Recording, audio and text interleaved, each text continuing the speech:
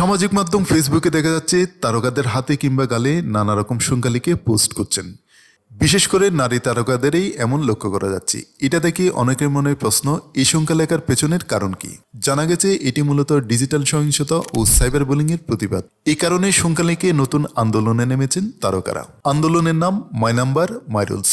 প্রতিদিন সামাজিক মাধ্যমে তারা কতবার সাইবার বুলিং বা অনলাইন হয়রানির শিকার হন সে সংখ্যায় প্রকাশ করছেন নিজেদের ছবির সঙ্গে।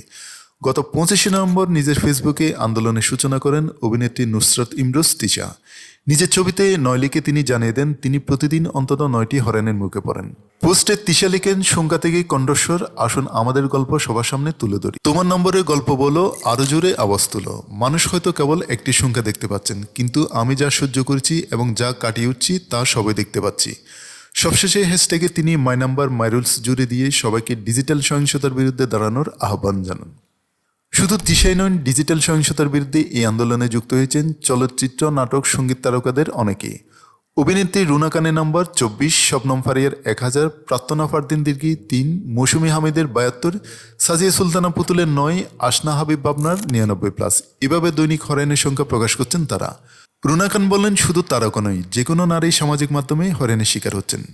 গত 10 বছর ধরে সোশ্যাল মিডিয়া যত দ্রুত মানুষের হাতে পৌঁছে তার ব্যবহার বিধি শেখেননি অনেকেই।